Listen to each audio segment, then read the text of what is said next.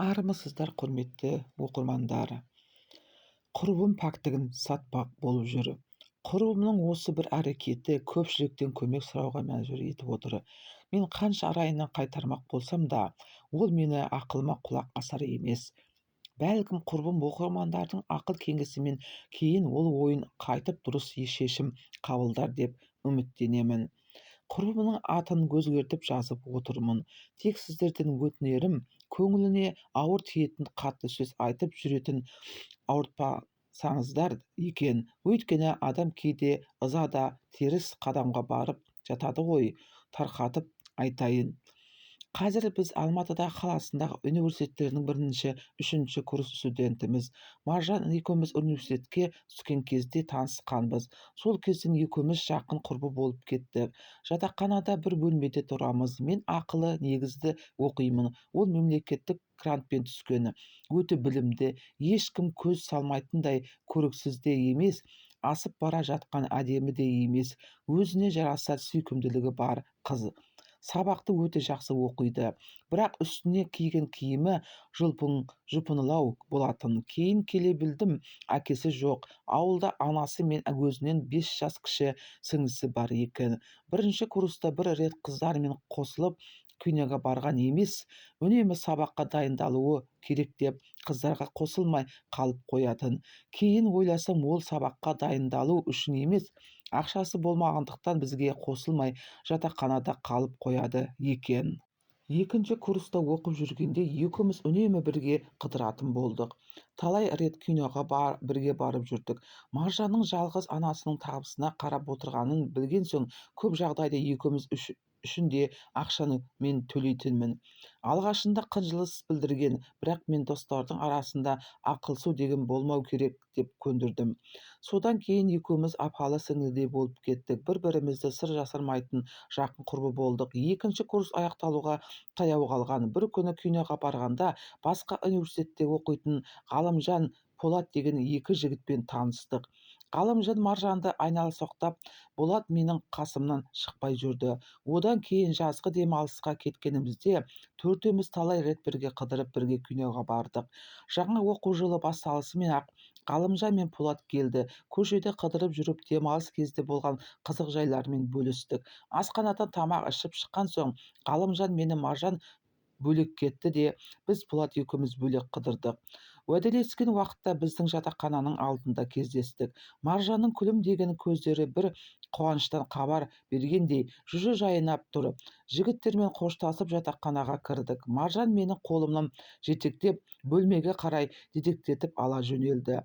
Тез бөлмеге барайықшы, айтатын қуанышты жаңалығым бар деді. Менің ішім сезіп келді. Бөлмеге кірісімен Ғалымжан мені сүйіп қалғанын айтты. Мен де келістім деп мойныма асыла кетті. Бұл жаңалыққа мен де қатты қуандым. Сол күннен бастап Ғалымжан мен Маржан бірге қыдырып жүрді.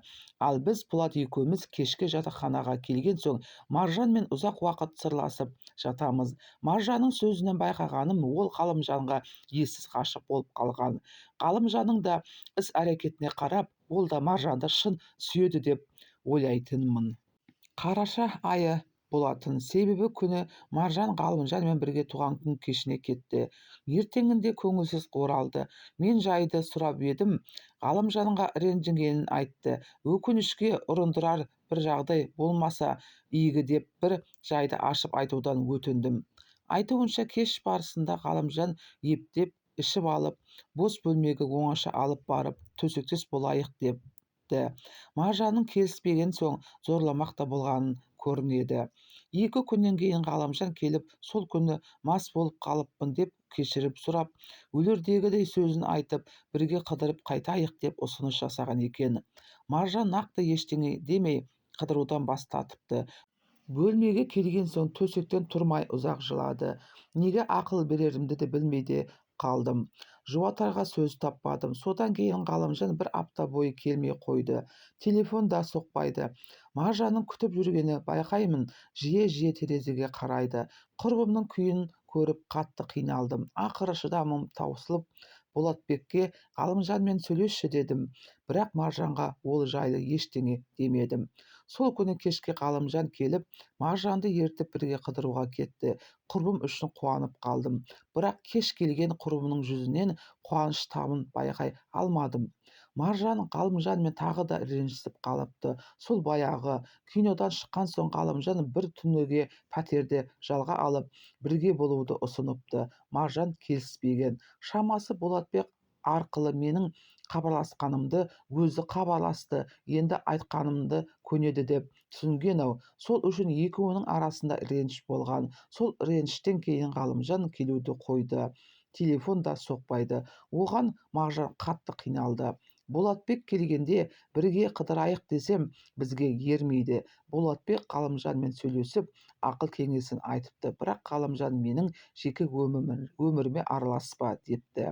Құрбымның қиналғанын көріп, 2 аптадай өткенде өзің телефон соқсаң қайтеді дедім. Менен осы сөзді күтіп жүрген бе екен, Маржан бірден телефонын алып Ғалымжанға хабарласты.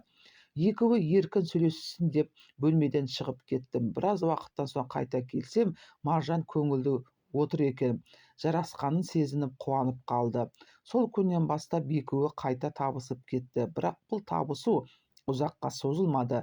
Бір күні Болатбекпен қыдырып, кешке бөлмеге келсем, Маржан төсекте жылап жатыр екен. Жуатпақ болып, тағы ренжісіп қалдыңдар ма? Ертең ақ жарасасыңдар дедім. Болды, бәрі бітті деді Маржан. Не жағдай болғанын сұрадым. Сабақтан соң бір шаруаларымен Маржан сауда орталығына барған. Сол жерде Ғалымжанның бір қызбен жүргенін көреді. Жай танысы болар деп ойлап, Ғалымжан мен бейтаныс қыздың қасына барады.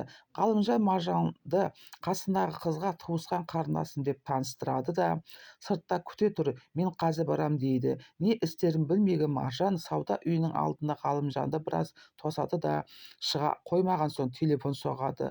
Көп күттіреді. Ғалымжан жалғыз өзі шығады. Маржанды шеттеу жерге алып шығып, жаңағы менің жүретін қызым, ол мені сүйеді, айтқанымды екі етпейді, төсектес болуға да қарсы емес. Сен сияқты көкірек емес, үстіңе кері бір түзу киімің жоқ.